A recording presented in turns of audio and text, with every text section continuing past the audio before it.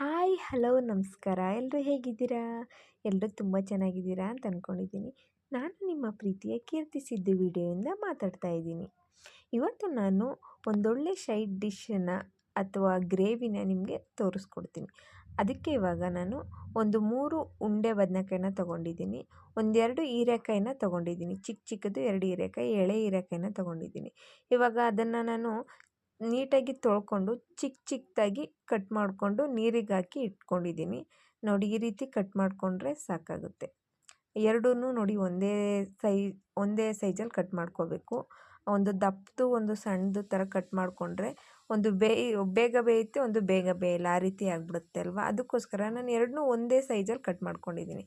ಇವಾಗ ಅದಕ್ಕೆ ಮಸಾಲೆನ ರುಬ್ಕೊಳ್ಳೋಕ್ಕೆ ನಾನು ಸ್ವಲ್ಪ ಕೊತ್ತಂಬರಿ ಸೊಪ್ಪು, ಪುದೀನ ಸೊಪ್ಪು, ಹುರ್ಗಡ್ಲೆ, ಒಂದು 4 ಟೊಮೊಟೊ, ಒಂದು ಅರ್ಧ ಇಂಚಷ್ಟು ಶುಂಠಿ ಮತ್ತು ಕಾಯಿನ ತಗೊಂಡಿದ್ದೀನಿ. ಇಷ್ಟನ್ನು ಹಾಕ್ಕೊಂಡು ನಾನು ರುಬ್ಬಿ ಸೈಡ್ಗೆ ಎತ್ತಿಟ್ಕೊತೀನಿ. ಇವಾಗ ಸೈಡಲ್ಲಿ ನಾನು ಸ್ಟವ್ ಹಚ್ಚಿ ಒಂದು ಬಾಣಲೆನ ಇಟ್ಟು ಒಗ್ಗರಣೆಗೆ ಎಷ್ಟು ಬೇಕೋ ಅಷ್ಟು ಎಣ್ಣೆನ ಹಾಕ್ಕೊಂಡು ಎಣ್ಣೆ ಕಾದ್ಮೇಲೆ 1 ಸ್ಪೂನಷ್ಟು ಸಾಸಿವೆ ಕಾಳನ್ನ ನಾನು ಇಲ್ಲಿ ಹಾಕ್ಕೊಂಡು ಸಿಡಿಸ್ಕೊತಾ ಇದ್ದೀನಿ. ಬೆಳ್ಳುಳ್ಳಿ ಇಲ್ಲಿ ಆಪ್ಷನಲ್ ಆಗಿರುತ್ತೆ, ನೀವು ಬೇಕಿದ್ರೆ ಹಾಕ್ಕೋಬೋದು, ಇಲ್ಲಾಂದರೆ ಇಲ್ಲ. ಇವಾಗ ಬೆಳ್ಳುಳ್ಳಿ ಫ್ರೈ ಆಗಿದೆ. ಒಂದು 3 ಮೀಡಿಯಮ್ ಸೈಜ್ ಈರುಳ್ಳಿನ ನಾನು ಸಣ್ಣದಾಗಿ ಕಟ್ ಮಾಡಿ ಇಟ್ಕೊಂಡಿದ್ದೆ. ಇವಾಗ ಅದನ್ನು ನಾನು ಒಗ್ಗರಣೆಗೆ ಸೇರಿಸ್ಕೊತಾ ಇದ್ದೀನಿ. ಇವಾಗ ಈರುಳ್ಳಿ ಫ್ರೈ ಆಗ್ತಾಯಿದೆ.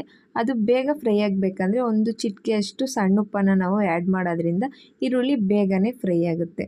ಈರುಳ್ಳಿ ಸ್ವಲ್ಪ ಕಲರ್ ಚೇಂಜ್ ಆದರೆ ಸಾಕು, ತುಂಬಾ ಸೀದೋಗೋ ಥರ ಏನು ಬೇಯಿಸ್ಕೊಳ್ಳೋ ಅವಶ್ಯಕತೆ ಇರೋದಿಲ್ಲ. ನೋಡಿ, ಈ ರೀತಿ ಆದರೆ ಸಾಕಾಗುತ್ತೆ. ಇವಾಗ ಇದಕ್ಕೆ ನಾನು ಒಂದು 4-5 ಒಣಮೆಣ್ಸಿಕಾಯಿನ ಸೇರಿಸ್ಕೊತಾ ಇದ್ದೀನಿ. ನೀವು ಒಣಮೆಣ್ಸಿಕಾಯಿ ಬೇಡ ಅಂದರೆ ಹಸಿಮೆಣ್ಸಿಕಾಯಿ ಕೂಡ ನೀವು ಹಾಕ್ಕೋಬೋದು. ಇವಾಗ ಫ್ರೈ ಆಗಿದ್ದಾಗಿದೆ. ಅದಕ್ಕೆ ನಾನು ಒಂದು 3-4 ಟೊಮೊಟೊನ ಚಿಕ್ಕದಾಗಿ ಕಟ್ ಮಾಡಿ ಇಟ್ಕೊಂಡಿದ್ದೆ. ಈ ಸಮಯದಲ್ಲಿ ಅದನ್ನು ನಾನು ಸೇರಿಸ್ಕೊತಾ ಇದ್ದೀನಿ. ಟೊಮೊಟೊನ ಹಾಕೋದ್ರಿಂದ ನಮಗೆ ಗ್ರೇವಿ ತುಂಬಾ ಚೆನ್ನಾಗಿ ಬರುತ್ತೆ.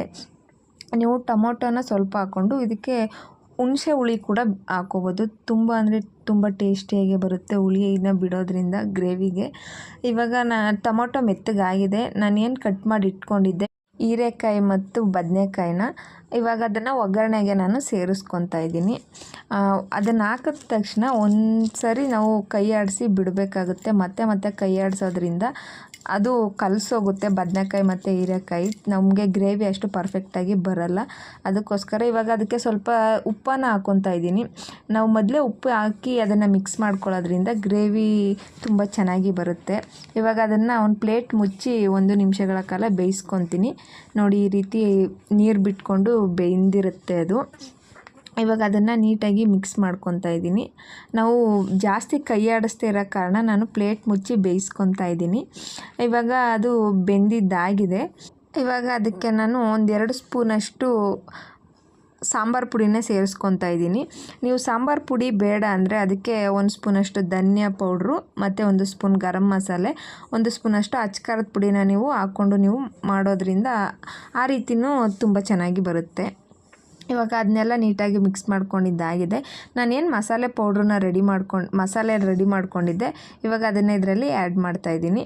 ನಾನು ಮೊದಲೇ ನೀರು ಹಾಕಿ ಮಿಕ್ಸ್ ಮಾಡಲ್ಲ. ಮಸಾಲೆ ಪೌಡ್ರನ್ನ ಹಾಕಿ ಒಂದು ಸ್ವಲ್ಪ ಹೊತ್ತು ಬೇಯಿಸಿದ್ದಾದಮೇಲೆ ನಾನು ನೀರು ಹಾಕಿ ಮಾಡೋದು. ಈ ರೀತಿ ಮಾಡೋದ್ರಿಂದ ಗ್ರೇವಿ ತುಂಬ ಪರ್ಫೆಕ್ಟಾಗಿ ಬರುತ್ತೆ.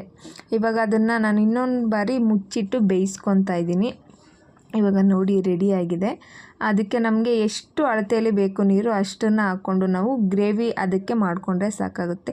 ತುಂಬ ತೆಳುವಾಗಿ ಮಾಡ್ಕೊಳ್ಳೋದಕ್ಕೆ ಹೋಗಬೇಡಿ. ತೆಳುವಾಗಿ ಮಾಡೋದ್ರಿಂದ ಅದು ನೀಟಾಗಿ ಬರಲ್ಲ, ಅದು ಗ್ರೇವಿ ಹೋಗಿ ಸಾಂಬಾರಾಗಿಬಿಡುತ್ತೆ. ಅದಕ್ಕೋಸ್ಕರ ಇವಾಗ ನೋಡಿ ರೆಡಿಯಾಗಿದೆ. ಅದಕ್ಕೆ ಫೈನಲಿ ಅದಕ್ಕೆ ಸ್ವಲ್ಪ ರುಚಿನ ಹಾಕ್ಕೊಂಡು ಒಂದು ಕುದಿಸ್ಕೊಂಡ್ರೆ ಸಾಕಾಗುತ್ತೆ.